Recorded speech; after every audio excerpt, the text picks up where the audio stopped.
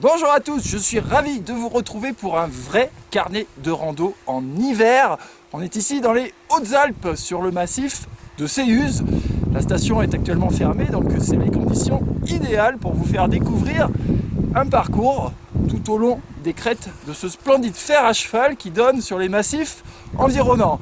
Alors, on va pas trop traîner parce que même s'il fait beau, je peux vous dire que ça caille. Allons-y tout de suite, ça va nous réchauffer un petit peu. C'est parti.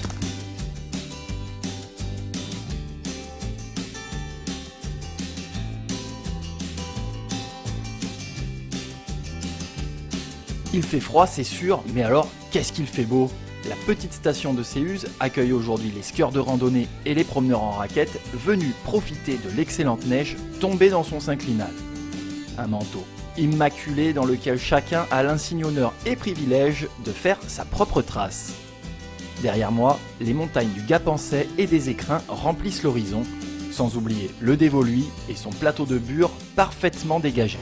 Bon, en tout cas en marchant, j'ai plus l'impression qu'il fasse moins ici. Ça c'est bon, il fait 40 degrés, il fait trop chaud. Je laisse à ma droite la crête des Barres, une variante qui aurait rallongé mon itinéraire du jour, mais qu'on peut toutefois également emprunter. En tout cas, on n'est pas tout seul aujourd'hui sur la montagne de Séuz. Ça fait depuis décembre que je m'y vois.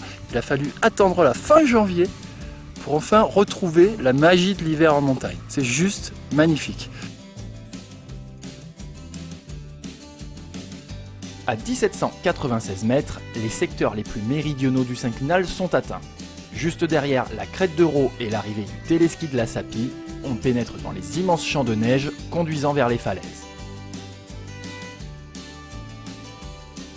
Ici, c'est le petit vallon de la Lumineuse.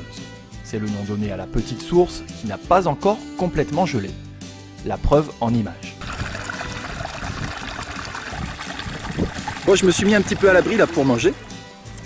Il y a un petit peu de vent sur les crêtes. D'ailleurs, ces crêtes, c'est ce qu'il nous reste à faire jusqu'au pic de Séuz, qui est là-bas, à un peu plus de 2000 mètres. Alors, il faut savoir que Séuz va fêter ses 80 ans cette année. 80 ans, la station, la première fois qu'elle a vu le jour, c'était en 1935. C'est quand même un truc de fou. Parcourir les crêtes de Séuz, c'est s'offrir un panorama 4 étoiles sur les reliefs des montagnes du pays du Buèche. Au-dessus du col des Guérins, le sommet de la petite Séuz semble presque à portée de main.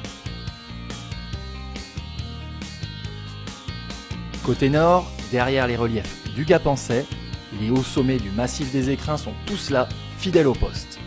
Et derrière le sommet de Vieux-Chaillol, c'est la barre des Écrins qui se dresse du haut de ses 4102 mètres d'altitude. Nous, on approche maintenant de la falaise des Scies. Derrière, c'est la verticalité absolue et le terrain de jeu des grimpeurs. Séuz abrite des centaines de voies de renommée internationale et à la difficulté extrême, notamment la fameuse biographie, l'une des voies les plus dures du monde avec une cotation de 9 à plus. Je vise la corniche de Séuz, mais le vent de plus en plus fort et de plus en plus froid m'incite à rester protégé dans le confort des vallons. Je vais éviter les crêtes le plus longtemps possible et rejoindre le sommet à 2016 mètres d'altitude par l'itinéraire qui le rejoint par son versant ouest. Des masses nuageuses denses s'agitent derrière le roc de Garnesier côté Dévoluy, tandis que la neige est propulsée en longs filaments au-delà des corniches de Séuz.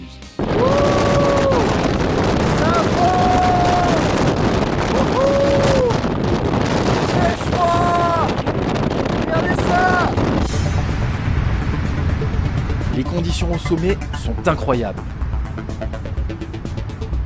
Le vent est d'une violence rare qui m'empêche presque de filmer. C'est à peine si je tiens debout.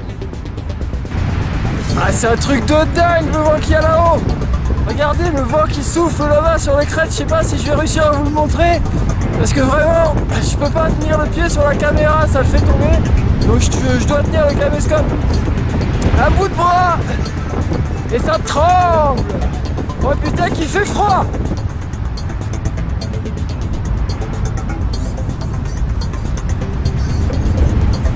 Les conditions en retour sont à peine plus calmes. Venu du nord, le vent continue de me harceler en soufflant sans relâche. J'ai une vague impression que la montagne veut me jeter dehors. Je ne demande pas mon reste et je rejoins aussi vite que possible l'abri de la cabane du téléski d'Aiguebel. énormément de vent, hein. Vraiment là c'est une tempête qui s'est levée, qui rend même la progression sur les crêtes un petit peu dangereuse. Donc là je vais plus veiller à redescendre rapidement.